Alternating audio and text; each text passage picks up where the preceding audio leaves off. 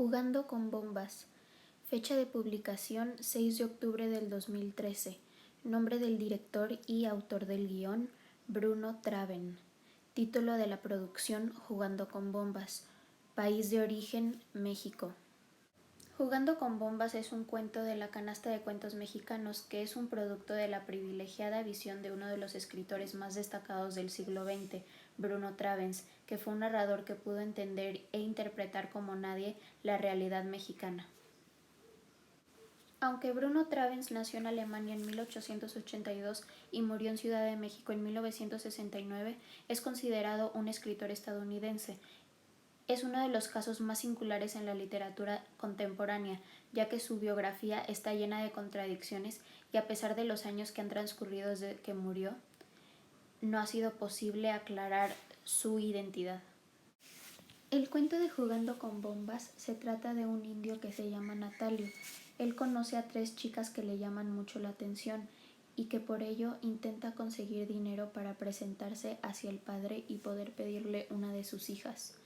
A Natalio le gustaba la más chica de 14 años, pero don Eliseo, su padre, le preguntó cuánto dinero tenía y le dijo que 20 pesos. Como no cumplía con todos los requisitos, el padre le negó a su hija. Entonces eligió a Filomena, la más grande. El padre, al igual que con las más chicas, pone algunas condiciones, pero Natalio acepta y las cumple. Hacen la boda y viven 2 años juntos.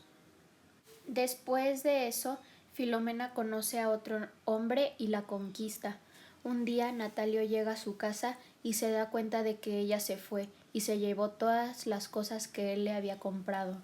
Como el pueblo era muy chico y con poca privacidad, Natalio encuentra fácilmente a Filomena con el otro hombre, en un jacal con el que había 3 parejas más. Natalio fabrica una bomba casera y la pone donde se encontraba su mujer y las otras parejas. Todas se dan cuenta y se salen rápidamente, menos la señora de la casa, y muere. Después acusan a Natalio por homicidio y en el juzgado aparecen como testigos los que se encontraban ese día en el jacal, incluyendo a Filomena. Filomena lo defiende diciendo que él sería incapaz de hacer algo así. Por esta razón, Natalio queda libre de culpas. Después de un tiempo, Natalio va a un baile y se interesa en una mujer con la que se casa.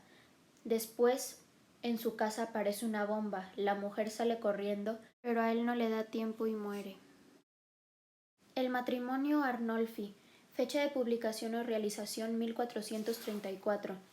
Nombre del director y autor del guión, Jan van Eyck. Título de la producción, El matrimonio Arnolfi. País de origen, Bélgica. Jan van Eyck nació en Bélgica en 1390 y murió en 1441. Es considerado un pintor flamenco y sin duda es uno de los más conocidos entre los nombres de los pintores primitivos flamencos. Tiene una fama que gozaba desde su muerte y hoy en día sigue considerado uno de los grandes maestros de la pintura. Durante mucho tiempo se le atribuyó la invención de la técnica pictórica del óleo, pero en la actualidad se piensa más bien que la llevó a unos niveles de perfección muy elevados. El matrimonio Arnolfi es una de las obras maestras del arte con más simbolismo y misterio. Representa a Giovanni Arnolfi, un rico mercader, y a su esposa, Jane Cenami, tras la celebración de su matrimonio. Este matrimonio fue en la ciudad de Brujas, Bélgica, un punto comercial de gran importancia en la época y en la que la burguesía prosperaba. De hecho, se puede observar por la decoración representada en la estancia el elevado estatus económico del que el matrimonio gozaba. El teórico y experto en la historia del arte Erwin Panofsky logró identificar y extraer el simbolismo de cada objeto representado en la escena, comenzando por las figuras de los propios esposos. La postura del esposo es de superioridad frente a la mujer, bendiciéndola con la mano derecha, mientras que con la izquierda sujeta autoritariamente a la esposa. La mujer es representada en una postura sumisa, con la cabeza inclinada hacia abajo y con la mano libre apoyada en el estómago redondo, simbolizando la maternidad.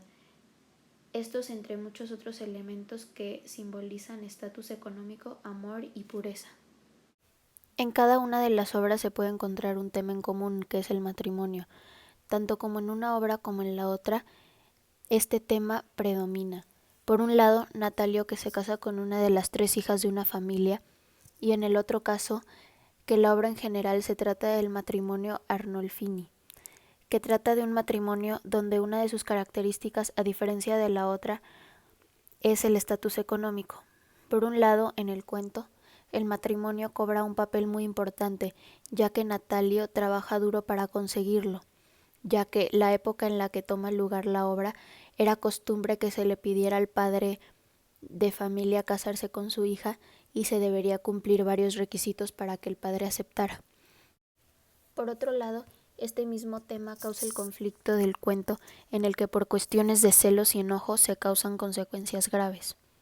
En el caso de la obra de arte, el matrimonio es un tema de gran relevancia, ya que para empezar se muestra en el título de la obra.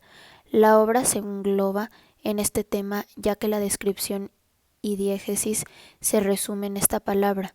Se muestran varios símbolos que demuestran que esta obra se trata de un matrimonio no cualquiera, ya que se puede observar con facilidad el nivel económico e importancia del mismo.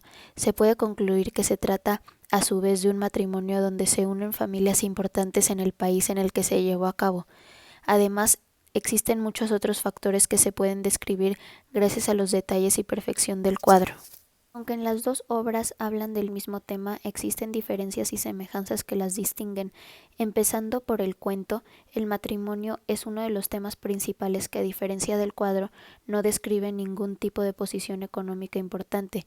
Se describe claramente empezando por cómo llaman a Natalio al principio del cuento, indio. En el cuadro se describen a los protagonistas de la obra como un mercader y familia con alto nivel económico, la cual es una diferencia notoria entre las dos obras.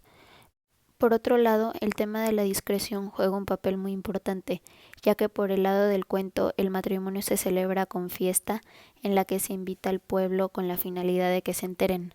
Regresando al cuadro, se piensa que la ceremonia fue escondida sin la presencia de nadie más que la del autor de la obra. Como semejanza entre estas dos obras analizadas se puede notar la falta de amor, aunque no consta al 100% en el caso del cuadro. El sentimiento que transmiten las caras de los personajes en la obra, principalmente de la mujer, no es en absoluto de felicidad, cuando se supone que este tipo de eventos y ceremonias deberían de ser uno de los momentos más importantes y especiales en la vida de las personas. No consta, como se menciona anteriormente, pero con estas características se puede concluir que el matrimonio en cierto modo fue forzado. Esto nos regresa a la historia del cuento, ya que se trata de un matrimonio en el que, al igual a la hipótesis del cuadro, no fue elegido por la mujer. En este caso, el padre fue el que aceptó el matrimonio sin el consentimiento de la mujer por cuestiones de beneficios económicos. Existen evidencias ideológicas claras que complementan y diferencian estos dos casos analizados. Aunque se trata de evidencias ideológicas que diferencian los dos casos, el tema que tienen en común los complementa. La evidencia ideológica que se muestra por parte del cuento, en el que el padre le pide a Natalio requisitos no relacionados con valores que son indispensables para el matrimonio de una pareja, ya que, como es común, estamos acostumbrados a la ideología de que te casas por amor. En este caso, el dinero, nivel económico, era más importante. La ideología mostrada por parte del padre se relaciona con el cuadro, aunque se relaciona por el tema económico, que claramente también forma parte muy importante de la obra. Hay un gran factor que lo diferencia, el cual es la magnitud y la diferencia del nivel económico en la que se encuentra la familia Arnolfini.